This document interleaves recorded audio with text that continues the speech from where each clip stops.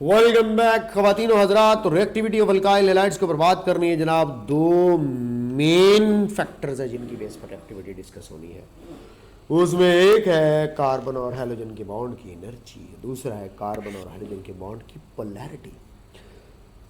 अब आपको पता है दोनों फैक्टर्स रिएक्टिविटी को इफेक्ट करते हैं। हम लोगों ने पढ़ा हुआ है बॉन्ड एनर्जी जितनी कम होती है उतनी रिएक्टिविटी ज़्यादा होती है।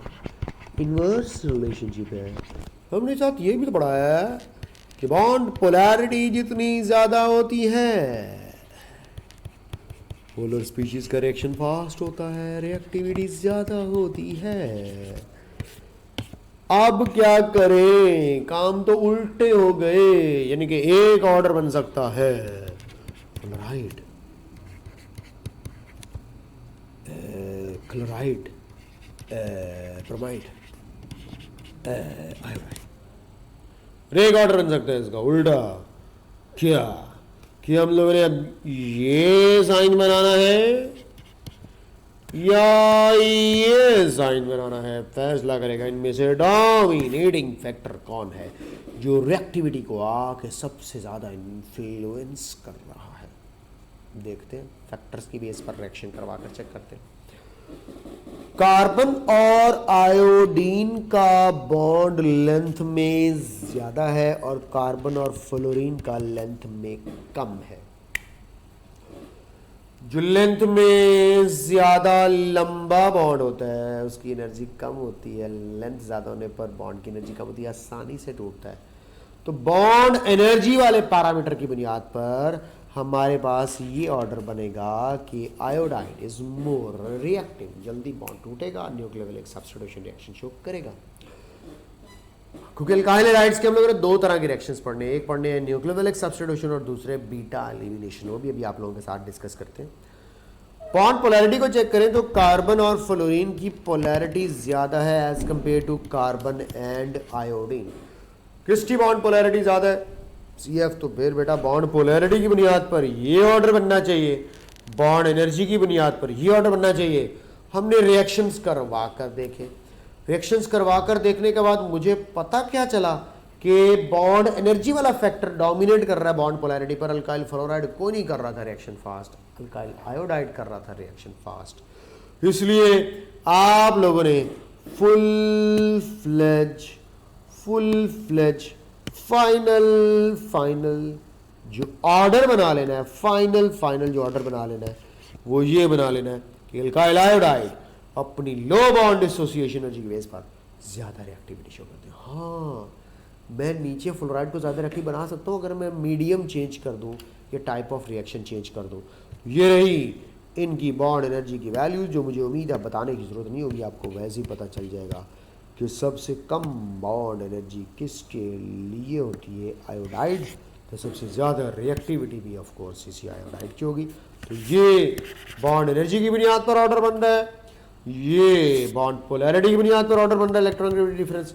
तो रिजल्ट में ये कहते हैं बॉन्ड एनर्जी वाला पैरामीटर डोमिनेट कर जाता है बॉन्ड पोलैरिटी वाले पैरामीटर पर, और अल्काइल आयोडाइड की रिएक्टिविटी ज़्यादा हो जाती है as compared to bromide, chloride and fluoride. इसमें कोई शक नो। अब इलेक्ट्रोफाइल और न्यूक्लियोफाइल में डिफरेंस पहले पढ़ा चुका हूं, कोई नई बात बताने की जरूरत नहीं है। लिविंग ग्रुप के बारे में बता देता हूँ। अल्काइल हैलाइड से जो हैलोजन छोड़ कर जाएगा वो एक लिविंग ग्रुप कहलाएगा।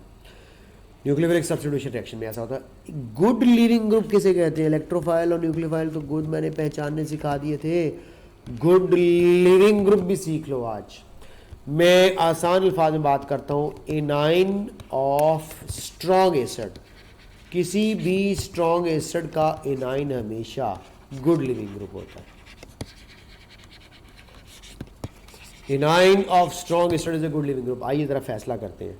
HI में से H, Br में से H, Cl में से H, F में से सबसे स्ट्रॉन्ग एसिड कौन है?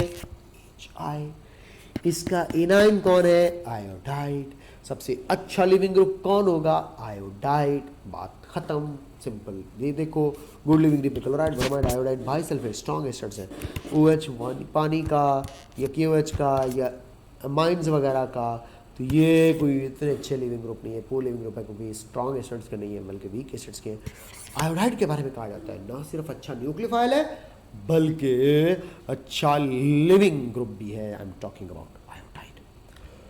नेक्स्ट, जो रिएक्शंस ऑफ अल्काइल हेलाइड्स है, रिएक्टिविटी का तो डिस्कस हम लोगों ने कर लिया। टाइप ऑफ रिएक्शंस को थोड़ा सा डिस्कस कर दें कि those reactions in which halogen is replaced by some other halogen. मैं बता दूं अल्काइल हेलाइड्स के दो तरह के रिएक्शन देखने को मिलेगी, ये मैंने जनरल वीडियो में बनाई हुई है। एक होगा इनमें बीटा एलिमिनेशन रिएक्शन और दूसरा इनके अंदर होगा न्यूक्लियोफिलिक सब्स्टिट्यूशन रिएक्शन। एक है बीटा एलिमिनेशन और दूसरा है न्यूक्लियोफिलिक सब्स्टिट्यूशन रिएक्शन। तो बेटा rate of the nucleophilic substitution reaction depend करता है डिफरेंट फैक्टर्स लाइक कि type of the alkyl group क्या है, प्राइमरी सेकेंडरी है या टर्शरी है, न्यूक्लियोफाइल जो नेचर क्या है, अटैक कर रहा है, स्ट्रॉन्ग न्यूक्लियोफाइल है, वीक न्यूक्लियोफाइल, सॉल्वेंट की कंडीशंस क्या है, पोलर है या नॉन पोलर है। इसका मतलब मैं अपने बच्चों को ये बता रहा हूँ कि न्यूक्लियोफिलिक सब्स्टिट्यूशन रिएक्शन में डिफरेंट पैरामीटर्स है। क्या क्या पैरामीटर्स है, क्या क्या डिफरेंस है, कि आप लोगों को अलहदा से डिटेल में डिफरेंस की शक्ल में बताऊंगा। तो अभी आप मुझे बताएं कि बीटा एलिमिनेशन और न्यूक्लियोफिलिक सब्स्टिट्यूशन की शर्त क्या बताई थी मैंने। आइए ज़रा इन शराइत को थोड़ा सा अंडरस्टैंड करते हैं। ये आपके पास एक अल्काइल हेलाइड है और मैं अगर स्ट्रॉन्ग बेस लेता हूँ और साथ में अल्कोहलिक मीडियम लेता हूँ या जिसको नॉन एक्वियस मीडियम कहते हैं, नॉन एक्वियस मीडियम, तो बेस लाइक KOH वगैरह और साथ में सॉल्वेंट और जो है वो मीडियम लाइक नॉन एक्वियस, तो आप लोगों को यहाँ पे हाइड्रोजन और हेलोजन दोनों रिमूव होती दिखाई देगी और ये होगा डी हाइड्रो हेलोजिनेशन। ये डी हाइड्रो हेलोजिनेशन किसकी हो रही है यहाँ पे, अल्काइल हेलाइड्स की हो रही है। करवा कौन रहा है, KOH, और कौन सा वाला KOH, जो कि अल्कोहलिक मीडियम में पड़ा हुआ KOH, ना कि एक्वियस मीडियम में। यहाँ पे मैकेनिज्म क्या होगा, यहाँ का मैकेनिज्म होगा बीटा एलिमिनेशन। अब अगर आप कहते हैं सर जी वो न्यूक्लियोफिलिक सब्स्टिट्यूशन किधर होएगी, उधर सिर्फ बेटा ब्रोमीन रिमूव होएगा, तो वो होएगा KOH वगैरह ले लो या स्ट्रॉन्ग बेस ले लो प्लस एक्वियस मीडियम यूज़ करो, पोलर मीडियम यूज़ करो, इसके फ़ायदा ज़्यादा होगा। ठीक है, इसके रिजल्ट में आयोनाइजेशन हो जाती है। तो बेटा देखिएगा ये ब्रोमीन यहाँ से लॉस्ट होगा और उसकी जगह पे OH ग्रुप लग जाएगा, तो ये कहलाया न्यूक्लियोफिलिक सब्स्टिट्यूशन रिएक्शन और ऊपर वाला कहलाया बीटा एलिमिनेशन रिएक्शन। ठीक है, ये दो टाइप के रिएक्शंस हैं जो अल्काइल हेलाइड्स में देखने को मिलते हैं, जो मैंने आपके सामने एक्सप्लेन कर दिया। अब क्यों ना आप लोगों को यहाँ पे मैं थोड़ा सा डिफ्रेंशिएट करके दिखा दूं बीटा एलिमिनेशन रिएक्शन और न्यूक्लियोफिलिक सब्स्टिट्यूशन रिएक्शन में क्या डिफरेंस है। ये आप लोगों के सामने फिर इक्वेशन के साथ भी थोड़ी सी बातचीत को एक्सप्लेन करूंगा कि आप लोगों को पता होना चाहिए कि रिएक्शन को आगे प्रोसीड कैसे करना है, ये चीज़ों को ऐसे अंडरस्टैंड कैसे करना है। बड़ा कमाल का कंपैरिजन है। Beta elimination less polar medium में होती है, नॉन एक्वियस सॉल्वेंट में होती है, मोर पोलर मीडियम या एक्वियस सॉल्वेंट होती है। पहला point, favoured at high temperature, हमेशा एलिमिनेशन हाई टेम्परेचर पर होती है और न्यूक्लियोफिलिक सब्स्टिट्यूशन लो टेम्परेचर पर हो जाती है, क्योंकि एलिमिनेशन करवाने के लिए हमें ज़्यादा बॉन्ड्स ब्रेक करने पड़ते हैं। उधर क्या होता है, एक आता है दूसरा जाता है। स्ट्रॉन्ग बेस रिक्वायर्ड होती है लाइक KOH और NaOH, और ये स्ट्रॉन्ग एंड वीक दोनों बेस करवा सकते हैं लाइक अमोनिया और KCN जैसे भी ये न्यूक्लियोफिलिक सब्स्टिट्यूशन रिएक्शन करवा सकते हैं। अनसैचुरेटेड प्रोडक्ट बनती है और इधर क्या बनती है, सैचुरेटेड सब्स्टिट्यूटेड प्रोडक्ट। ठीक है, सब्स्टिट्यूटेड प्रोडक्ट या सैचुरेटेड पहले, क्योंकि आगे डिपेंड करता है ना कि रिएक्शन किस टाइप का हो रहा है। इसमें HX रिमूव होता है, इसमें X रिमूव हो जाता है बाय OH, जिस तरह साइनाइड और NH2 भी आपको नज़र आ रहा है। तो यहाँ पे आप लोगों को मैकेनिज्म थोड़ा सा डिफरेंट देखने को मिलेगा। बीटा हाइड्रोजन इसमें कंपल्सरी है, इसमें कोई ऐसी कंडीशन नहीं है, क्योंकि आपको पता है एलिमिनेशन रिएक्शन करवाने के लिए मैंने हाल ही में पूछा था, शायद प्रीवियस वीडियो में पूछा था कि एलिमिनेशन रिएक्शन करवाने के लिए कंडीशन क्या है, तो इसके लिए बीटा हाइड्रोजन होना शर्त है। वहाँ पे कोई ऐसी वैसी कंडीशन या ऐसी वैसी शर्त मौजूद नहीं है। ये देखो, ये हमारे पास इथाइल ब्रोमाइड है, ethyl bromide 373 degree Celsius aqueous QH की प्रेजेंस में देखो ब्रोमीन गई और उसके साथ OH आगे लग गई, तो साथ में प्लस KBr वगैरह बन जाएगा, वाटर वगैरह। ये न्यूक्लियोफिलिक सब्स्टिट्यूशन है। बीटा एलिमिनेशन देखते हैं, अल्कोहलिक मीडियम है और टेम्परेचर थोड़ा सा कम है, 473 से 523 सॉरी। यहाँ से इधर से ब्रोमीन निकलेगा और इधर से हाइड्रोजन निकलेगा और इधर क्या बन जाएगी इथीन। तो ये रहा एलिमिनेशन रिएक्शन। तो इसका मतलब है हम लोगों ने तय कर लिया दो तरह के रिएक्शंस होंगे, डिपेंड करेंगे कि मीडियम क्या है, डिपेंड करेंगे टेम्परेचर क्या है, डिपेंड करेंगे स्ट्रॉन्ग बेस है या वीक बेस है, डिपेंड करेगा सैचुरेटेड है या अनसैचुरेटेड, डिपेंड करेगा कि हमारे पास बीटा हाइड्रोजन है या नहीं है। ये सारे के सारे पैरामीटर्स थे हमारे पास किसके, रिएक्टिविटी ऑफ अल्काइल हैलाइड में, टाइप ऑफ रिएक्शंस के। तो इसका मतलब हमने आगे अब दो टाइप के रिएक्शंस पढ़ने। एक तो हम लोग पढ़ेंगे जो वो रिएक्शन न्यूक्लियोफिलिक सब्स्टिट्यूशन रिएक्शन से SN1 और SN2 में डिफरेंस। लेकिन उससे पहले मैं आप लोगों को बता दूं, ये देखो पोटाशियम साइनाइड एक्वियस या एथेनॉल दोनों में से कोई भी लेकर आए तो हमारे पास सीधी सीधी सी बात है, एलिमिनेशन हो रही है, यहाँ से क्लोरीन लॉस होगा, यहाँ से हाइड्रोजन लॉस होगा। तो ये आप लोगों के पास इस वक्त इथीन की फॉर्मेशन होनी चाहिए, ठीक है, लेकिन नहीं है। क्यों नहीं है मैं अब आपको बताने लगा हूँ, जो आप लोगों ने बात जहन में रख लेनी है कि अगर यहाँ पे इथीन बनती तो क्यों नहीं बन रही, क्या मसला है। हमने अभी थोड़ी देर पहले बात की थी, एलिमिनेशन के लिए स्ट्रॉन्ग बेस चाहिए प्लस कैटलिस्ट या रिएजेंट चाहिए। अब स्ट्रॉन्ग बेस तो चाहिए लेकिन यहाँ पे हमारे पास अल्कोहलिक मीडियम चाहिए। आप कहेंगे सर जी की हो गया जी, उत्ते अल्कोहलिक मीडियम ही पे आया। नहीं मेरा पुत्र नहीं, यहाँ पे एक्वियस और अल्कोहलिक दोनों की टाइप पड़ गई। इसका मतलब है अल्कोहलिक हो चाहे एक्वियस हो, अगर बेस वीक है तो फिर सब्स्टिट्यूशन ही होगी, तो फिर एलिमिनेशन का कोई सीन नहीं है बेटा। एलिमिनेशन के लिए शर्त लिखें, एलिमिनेशन बगैर जो है वो अल्कोहलिक मीडियम के नहीं होती, ठीक है। एक्वियस मीडियम में कभी भी एलिमिनेशन नहीं होती और एलिमिनेशन के लिए हमेशा रिक्वायर्ड है स्ट्रॉन्ग बेस और अल्कोहलिक मीडियम, ये शर्त है। इसका नाम ऑक्सीडाइज होगा। अब देखो साइनाइड बना, आपको पता है कि साइनाइड्स जो होते हैं वो इलेक्ट्रोलाइज्ड हो जाते हैं, हाइड्रोलिसिस हो जाती है उनकी, तो हाइड्रोलिसिस के बाद वो कन्वर्ट हो जाते हैं कार्बोक्सिलिक एसिड्स के अंदर। कोई भी साइनाइड ग्रुप है अगर आप इसको रिएक्ट करवाते हैं, एसिडिक मीडियम हाइड्रोलिसिस करवाते हैं तो वो कार्बोक्सिलिक ग्रुप में कन्वर्ट होते हैं। Cyanide group is converted into carboxylic group by acidic hydrolysis.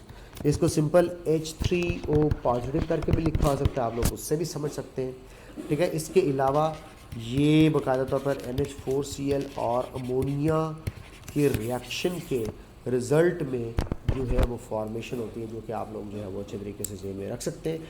इसी के साथ साथ एक बड़ा इंपॉर्टेंट क्वेश्चन बताता हूँ, यहाँ पे 2 MCQs आते हैं। रिएक्शन विद एक्वियस अमोनिया करवाना होगा, आप मुझे बताएं एक्वियस अमोनिया स्ट्रॉन्ग बेस है या वीक। आप कहेंगे सर जी वीक बेस है, तो बात ही खत्म होगी। ये देखो आप यहाँ पे बार बार अल्काइल हैलाइड एक्सेस में लाते जा रहे हो, ब्रोमीन लाए ब्रोमीन लाए ब्रोमीन लाए ब्रोमीन लाए, तो उन्होंने बड़ी एक सिंपल सी बात की कि अल्काइल हैलाइड आते जाएंगे। ये देखो यहाँ से ब्रोमीन ने हटना है और इसकी जगह पे इधर से आने वाले न्यूक्लियोफाइल NH2 ने लग जाना है। फिर वही बात कि यहाँ पे अगर आप लोगों के पास ये फिनाइलेमाइन है तो फिनाइलेमाइन का भी वही केस होगा, ब्रोमीन हटेगी और इसकी जगह पे आके जो है वो हमारे पास ये NH2 ग्रुप लग जाएगा, ठीक है। इसी तरह मैं अगर आप लोग यहाँ पे सामने बनना है, इसी तरह ब्रोमाइड की बात करें तो ब्रोमीन हटेगा और उसकी जगह पे ये पूरे का पूरा ग्रुप आकर जो है आप लोगों के पास अटैच हो जाएगा। यार ये क्या हो रहा है, ये बड़ी सिंपल सी बात हो रही है, this nucleophile is replacing this nucleophile. ये देखो लोन पेयर पड़े हुए, ये एज ए न्यूक्लियोफाइल एक्ट कर रहे हैं, एज ए न्यूक्लियोफाइल। लास्ट में देखो जब 3 इथाइल ग्रुप आ गए, अभी भी इसका पेट नहीं भरा, तो अभी ये फिर से जो है वो यहाँ से ब्रोमीन को निकालेगा और फिर इसकी जगह पे लेकर के क्वाटरनरी अमोनियम आयन बनेगा। तो इथाइलेमाइन, डाईइथाइलेमाइन, ट्राईइथाइलेमाइन एंड क्वाटरनरी अमोनियम आयन जो है वो डिफरेंट प्रोडक्ट्स बनेंगे। कब बनेंगे? जब अल्काइल हैलाइड एक्सेस में होगा या हैलोजन एक्सेस में होगा। या अल्काइल हैलाइड एक्सेस में होगा या फिर आप लोगों को यहाँ पे हैलोजन। अब देखो यहाँ पे वो मेरे जहन में ना ये हैलोजिनेशन आ गया। क्या आ गया? हैलोजिनेशन। अब जब आप हैलोजिनेशन की बात करते हैं तो हैलोजिनेशन तो हम लोगों ने एल्केन में पढ़ी थी, यहाँ पे मुझे कहना चाहिए अमोनिया, सॉरी टू से, माजरत चाहता हूँ। हैलोजन हैलोजिनेशन में यहाँ पे अमोनिया एक्सेस में है या अल्काइल हैलाइड एक्सेस में, फैसला तुम लोग करोगे। अमोनिया एक्सेस में है या अल्काइल हैलाइड एक्सेस में, फैसला तुम लोग करोगे। तुम करोगे। रातों को लेट नाइट जाग के तुम लोगों के लिए रिकॉर्डिंग कर रहे हैं यार, इतना सा तो ट्विस्ट बनता है। रातों को 3-3 4-4 बज रहे हैं रिकॉर्डिंग्स के लिए। खैर, अगर तो अमोनिया एक्सेस में ये दो तरह के रिएक्शन है, मैं आप लोगों के सामने बताता हूँ। सामने जगह है नहीं, आर एक्स अगर अल्काइल हेलाइड एक्सेस में है अमोनिया की बजाय, अब देखना ज़रा क्या हुआ। आप लोगों के पास यहाँ से हैलोजन हटेगा, यहाँ से अमोनिया आएगी, फिर एक और अल्काइल हेलाइड आएगा, एक और हाइड्रोजन रिप्लेस करेगा, और अल्काइल हेलाइड आएगा और हाइड्रोजन रिप्लेस करेगा। तो अल्काइल हेलाइड अगर एक्सेस में है तो आपके पास प्राइमरी एमाइन भी बनेगी, आपके पास सेकेंडरी एमाइन भी बनेगी, आपके पास टर्शरी एमाइन भी बनेगी, आपके पास क्वार्टनरी एमाइन भी बनेगी। ओ भाई हेलो, ज़रा याद रख लेना, अमोनिया बार बार नहीं चाहिए, अल्काइल ग्रुप बार बार लगाने हैं। मुझे अल्काइल ग्रुप्स की ज़रूरत है, मुझे अल्काइल हेलाइड एक्सेस में लेना होगा। तो when alkyl halide is in excess it will be A quaternary ammonia amine structure. और अगर बेचारे अमोनिया एक्सेस में होगी तो फिर बेटा काम प्राइमरी एमाइन पर ही रुक जाएगा। ये देखें, ये अगर अल्काइल हेलाइड की बजाय मैं अमोनिया एक्सेस में ले जाता हूँ तो अल्काइल हेलाइड तो ख़त्म हो जाएगा, किस्सा ही ख़त्म। तो सिर्फ़ और सिर्फ मोनो हेलो एमाइन जो है ये मोनो ये प्राइमरी एमाइन सिर्फ बनेगी। तो primary amine is the product when ammonia is in excess. जब अल्काइल हेलाइड लिमिटेड हो, ख़त्म हो जाएगा, मजीद अल्काइल ग्रुप नहीं आएंगे। मजीद अल्काइल ग्रुप जब नहीं आएंगे तो ये मेरे पास फर्दर आगे रिएक्शन भी प्रोसीड नहीं करेगा। लेकिन लेकिन लेकिन लेकिन लेकिन अगर मैं आप लोगों से कहता हूँ कि जनाब जनाब जनाब अमोनिया एक्सेस में थी तो अल्काइल ग्रुप ख़त्म हो जाएंगे, तो फिर प्राइमरी एमाइन प्रोडक्ट होगी। लेकिन अगर अल्काइल हेलाइड एक्सेस में होगी तो अमोनिया, हाइड्रोजन हटा अल्काइल आया, हाइड्रोजन हटा अल्काइल आया, हाइड्रोजन हटा अल्काइल आया। तो फ्रीक्वेंटली रिएक्शन चलता रहेगा। और आपको मिक्सचर कब मिलता है? जब अल्काइल हेलाइड एक्सेस में होता है, और प्राइमरी कब मिलता है? जब अमोनिया एक्सेस में होता है। इसको स्केच बना लोगे, ये देखो आर एक्स अगर एक्सेस में है तो आपको मिलेगा मिक्सचर, और अगर सिर्फ अमोनिया एक्सेस में है तो फिर आपको मिलेगा प्राइमरी अल्काइल हेलाइड। ये स्टोरी याद रख लीजिएगा। यहाँ पे इन रिएक्शंस को बंद करता हूँ और आगे आपको पता है मैं न्यूक्लियोफिलिक सब्स्टिट्यूशन रिएक्शंस की दो टाइप्स आपको करवाने लगूँ, SN1 और SN2, और इसी तरह E1 और E2। उसके लिए नेक्स्ट वीडियो देखिएगा। ख्याल ख्याल ख्याल ख्याल ख्याल रखिएगा अपना। Bye bye bye bye bye.